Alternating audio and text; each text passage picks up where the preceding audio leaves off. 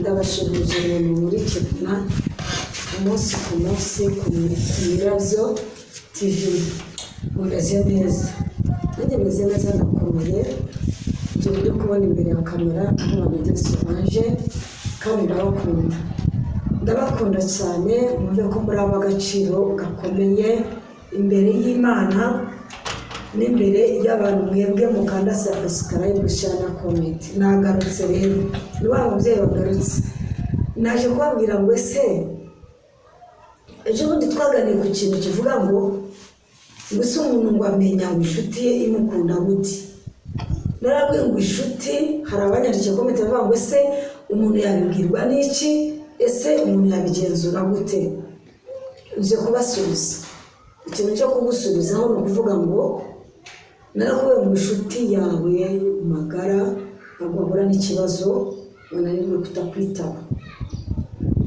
kugira ngo umenye ko umuntu agukunda nubwo yaba ntacyo afite nta kintu afite niko navuga nta kintu afite ariko icyo gihe akuba hafi mu bitekerezo akuba hafi mu kuguhamagara aguhumuriza ariko inshuti itari inshuti y'ukuri ashaka kukubwira amagambo agukomeretsa cyangwa akakubwira andi magambo yakubabaza kandi nyamara wowe ubwawe ufite ikibazo iyo ntabwo twavuga ngo ni inshuti wa wundi wakubwiye amagambo akubabaza cyangwa agukomeretsa ntabwo iyo ngiyo tuyifata ko ari inshuti y'ukuri yaba ari inshuti itari inshuti nyashuti rero ikindi uyiboneraho nubwo yaba nta mafaranga afite ariko aba afite amagambo yo kuguhumuriza mu buzima bwa buri munsi akagukomeza mu rugendo rwose waba urimo iyo ni inshuti nta kintu ifite inshuti ifite amafaranga rero ufite ikibazo nta kintu nawe akora arakubwira ngo fata amafaranga ukemure ikibazo ufite yego aravuga ngo fata amafaranga ukemure ikibazo ufite telefone iyo niyo nshuti y'ukuri y'umumaro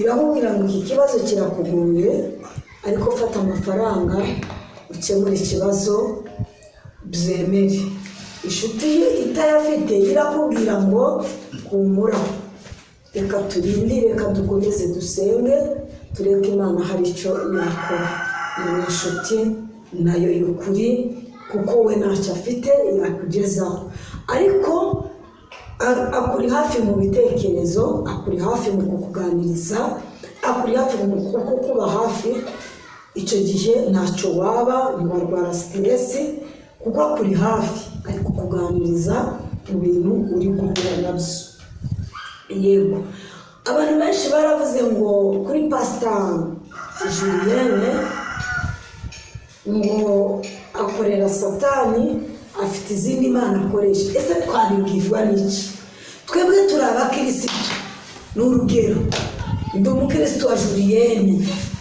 kandi uyu munsi ndi n'umukirisitu wiwe nzabibwirwa n'iki kakorera Satani nzabibwirwa n'iki kafite umwuka w'abadayimoni abantu namwe twebwe nta mwuka icyambere nk'abantu tudafite umwuka wo kutuyobora tuzabibwirwa n'iki tuzagenda dusengere nimba ari ugusubizwa dusubizwe ntibimureba yaba akorera Satani yaba atayikorera ntibimureba niba wishyira mu kaga njye wambwiye ngo umva uko Imana ikubwiye Imana iguhaye imodoka Imana iguhaye viza yo kujya hanze njyewe Solange nzakire n'amaboko yombi mubyumve neza mwumve ukuntu Imana ikora icyambere nuko njyewe ibyo yabwiye ntabyizeye njyewe nizeye ko iyo modoka nyakiriye nzi ko ari Imana iri kumukoreramo nizeye ko Imana impaye viza yo kujya hanze kubera n'Imana iri kumukoresha ikimukoresha njyewe sinyizi ndi umukristo wiwe cyangwa ni umushyitsi waje mu rusengero rwiwe ibyo ambwiye ndabyakiriye njyemo ndwaye kanseri, arambwiye atumva madamu wowe urwaye kanseri, Imana igukijije kanseri, njyewe nzabyakira mu kwizera najyanye kwa Julienne mu rusengero rwiwe, nzizera ko Imana inyijije kanseri ninasohoke nyize. Ese nzamenya ko ari undi mwuka akoresha? Njyapfa kuba yabimbwiye, Imana ikaba yagize gute, yabikoze, yaba akorera Satani yaba atayikorera, ibyo njye n'umukristo ntabwo bindeba. Nta kindi nje kubwira abantu, nje kubwira abantu icyo tugomba kurekana amagambo kuri Julienne. Yaba akorera Satani n'ibitureba, yaba akorera Imana nabyo ni byiza, kuba yikorera nabyo ni byiza, yaba akorera Satani ibyo n'ibitureba. Pfa kujyana icyifuzo ko hari icyo kiri kuntugarika kindemereye, Imana ikagikora imukoresheje, nzahita amenya ko ari Imana yamukoresheje. Yaba ari Satani ibyo sinindeba, pfa kuba nabyizeye, Imana ikabiba. Ikintu njya mbwira abantu, ikintu abantu cyabananiye ni ukwizera. Abantu nimugira kwizera muri abapagani. Kuki mutizera? Kuki mutumva ko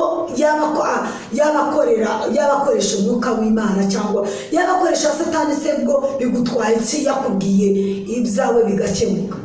Hari icyo bikurebaho? Njye ntacyo byabindeho.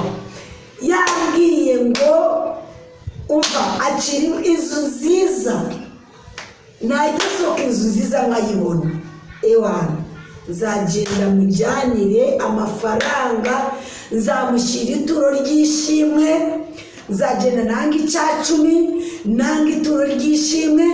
Kubera iki? Kubera ibyo yamanuriye ntabibonye.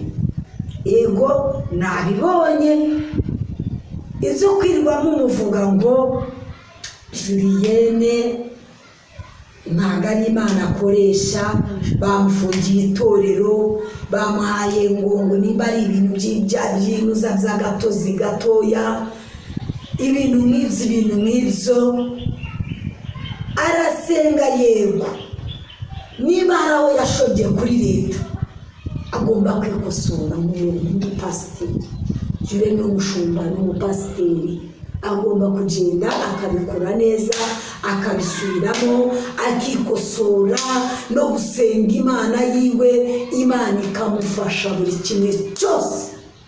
Ariko abantu muravuga, abagabo baravuga, abagore mukavuga. Ese wowe Imana umunsi Imana yakugize pasiteri bazakuvuga ibingana iki? Wa mugabo umunsi Imana yakugize pasiteri niba kuvuga nk'ibyo bamuvuga, uzabyitwara muti? Uzabigenza uti? Nugerwaho. Ntabwo twagakwiye guca imanza za mugenzi wacu, ntabwo twagakwiye guca imanza ngo kuko ngo hari aho yakoze ibidakwiriye. Nimba yarabikoze, icyo yaragikoze, nimba yaragikoze agomba kukikosoraho, Imana ikamubabarira. Bibiliya itubwira ngo ibya Kayizari tubirekere Kayizari, iby'Imana tubirekere Imana. Niba hari aho yakosheje kuri leta, agomba gusaba leta y'u Rwanda imbabazi, n'Imana akayisaba imbabazi. Ibyaha bari kumushinja byose bikagira gute, bikarangira agasubirana urusengero. Uretse ko wenda ndabizi ko Pastor Julienne urusengero rwe rwa rusengero rufite abakristo benshi, rwa rusengero rurimo abantu banakishijwe, njyewe nzi cyane, banafite n'umwuka w'Imana. Kandi kabiri Julienne afasha abantu, afasha imfubyi, afasha abapfakazi, n'umuntu wese ugiye umugana ntabwo Pastor Julienne ajya amusubiza inyuma, aramwumva akamutega amatwi. Purize kuko abandi bagusubiza inyuma bakavuga ngo wowe genda, ntabwo tugushaka, ntidushaka no kugutega amatwi. Ariko we ikintu mucyumve neza, adutega amatwi iyo twageze twamushyiriye ibyifuzo, adutega amatwi akatwumva.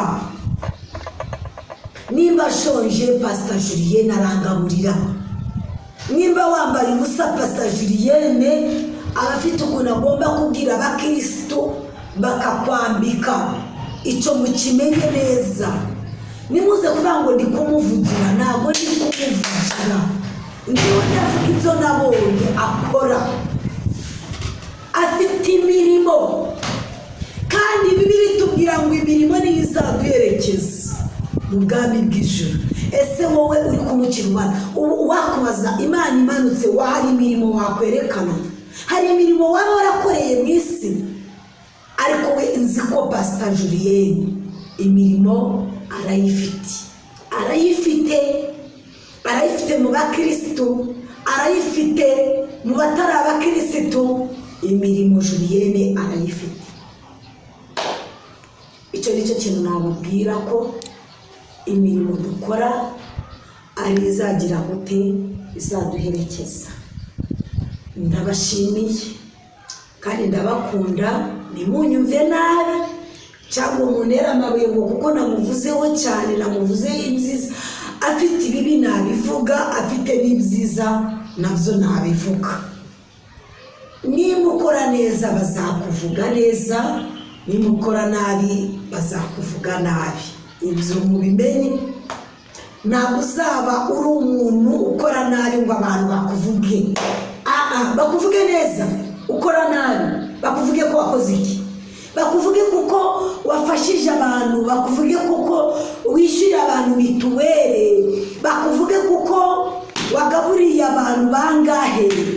Nimba ukora nabi bazakuvuge nabi, ariko nukora neza bazakuvuga neza. Imana ibahumugishe.